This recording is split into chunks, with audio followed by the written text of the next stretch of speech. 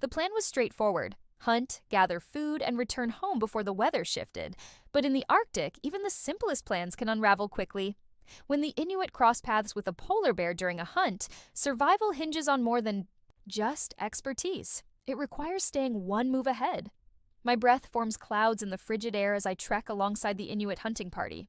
The Arctic silence isn't like a hushed room. It's a blend of howling wind and creaking ice that keeps me scanning for the source of every sound. "Stop!" the lead hunter commands, raising his hand. We halt near ice holes where seals surface to breathe. I watch him crouch, his expression turning grave. Stepping closer, I see what caught his eye: a massive paw print in the snow, chilling me with dread. I'd hoped for rabbit tracks, not the mark of a walking freezer with fangs. "Nanook," he murmurs, the Inuit word for polar bear. I kneel beside him. The print spans over 10 inches with 5 deep toe marks. My boots look puny next to it. Suddenly, I wish I'd brought sturdier boots and swifter legs. A full-grown male polar bear can tip the scales at 1,500 pounds, more than our entire group combined, like a compact car with a hunger and no brakes. The hunter brushes the snow inside the print. It's soft, not yet frozen. "Fresh," I whisper. He nods, his face stern. Perfect timing for me to tag along on this hunt. Ahead, more prints form a trail across the snow.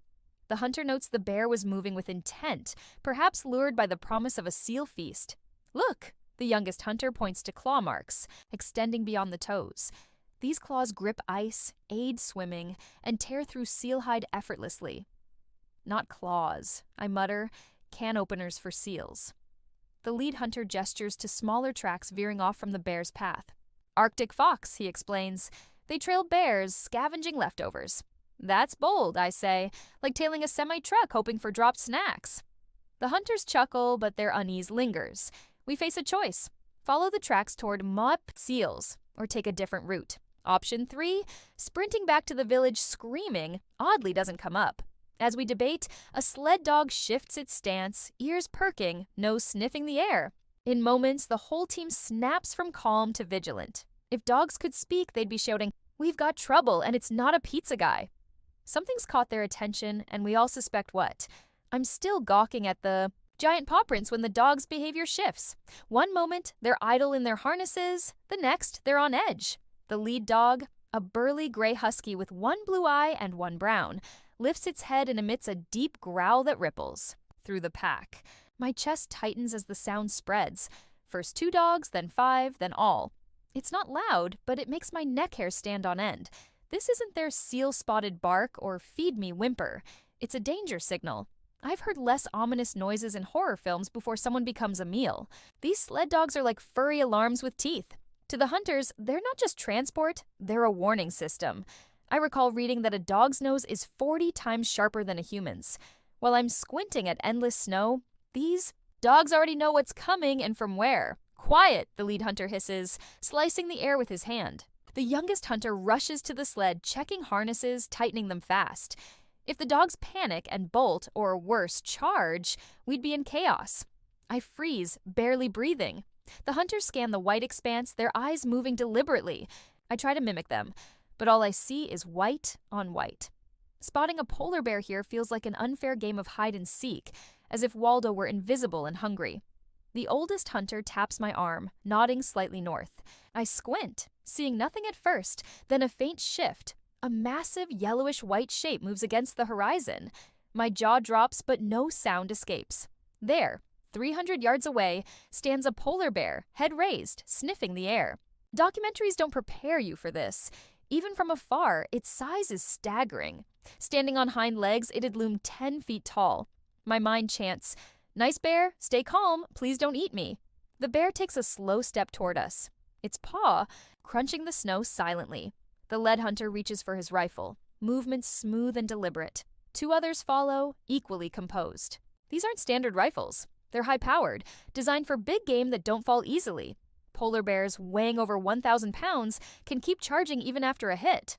A weak shot doesn't stop them. It just makes them angry. My own plan, panic and flee, has a 0% success rate against a predator that views humans as prey. The hunters hold their rifles steady, not yet aiming. Their calm hands amaze me. No trembling, just focus If I held that rifle, it'd wobble like a fishing pole with a shark. Shooting a polar bear isn't just a last resort. It's sacred to the Inuit and legally protected. Pulling the trigger means cultural and legal fallout, assuming we survive to face it. The bear's now 250 yards away, standing tall, sniffing. Polar bears have the sharpest sense of smell on land, detecting seals miles away. We're easier, reeking of fear. "Don't move," the lead hunter whispers firmly. "If it charges, get behind the dogs." The youngest hunter kneels by the sled, securing the dogs' harnesses. If they break free, they might foolishly attack or lead the bear to us. The bear stares, sensing our racing pulses. Its 42 teeth, with canines longer than car keys, could crush a seal's skull like an eggshell. My skull wouldn't fare better. Despite my thick-headed reputation, the hunters subtly spread out, making our group appear larger, more intimidating. We're signaling that attacking us is a bad idea. The bear steps closer, now 200 yards away, pausing to assess us, unafraid, just calculating.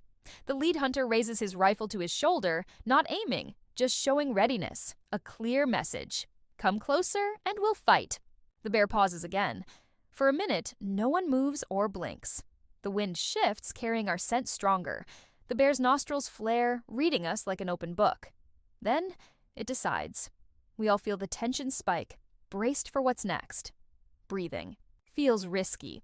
The bear, 200 yards out, locks its dark eyes on us, puzzling us out. The hunter's rifles are half raised, steady. The dogs, sensing the stakes, stay statue still. I'm so motionless my heartbeat shakes my arms. The oldest hunter once shared a tale of a man who fled from a bear. It wasn't chasing until he ran, triggering its instincts. He didn't return to tell his story. My legs scream to bolt, but my common sense barely holds. Polar bears can hear, seals under 3 feet of ice. My breathing would sound like a megaphone. One slip, and I'm a regretful entree. 2 minutes drag like eternity.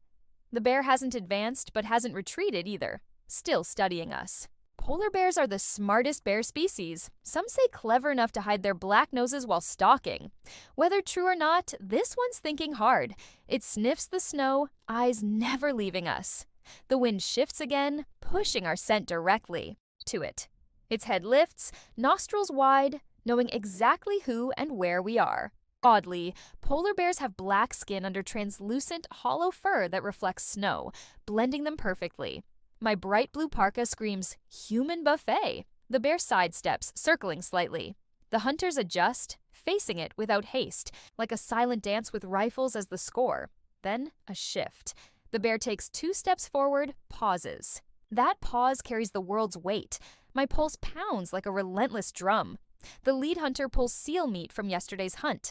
The bear's nose twitches. Seals are its favorite, a single bear devouring up to 100 pounds in one go.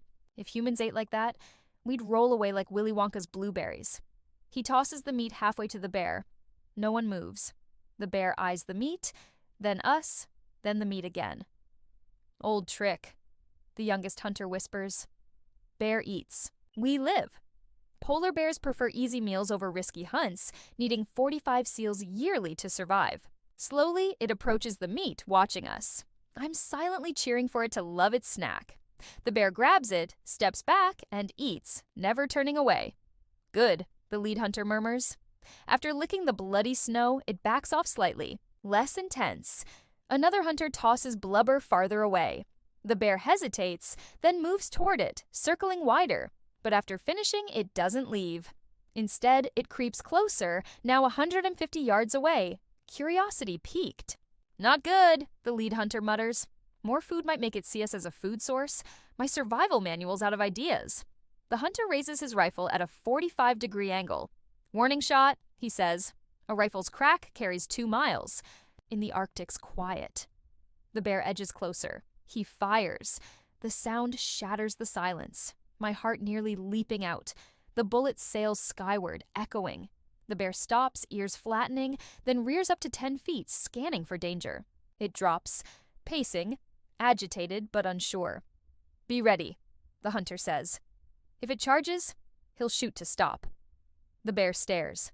Silence falls, heavy. Then, after an endless moment, it turns, takes a few steps away, glances back, and keeps walking. We stay frozen until it's a distant dot, 500 yards out. The hunter lowers his rifle. My legs wobble, not from cold, but adrenaline. Bear decided we're too much trouble. The oldest hunter grins. Good day, Nanook. Keep all limbs. I check. Yep, all here, though shaky. The hunters inspect the dogs and gear. Everything's intact, unlike my nerves. Inuit tradition says the bear spared us. Some believe bears understand speech or read minds. I'm not arguing.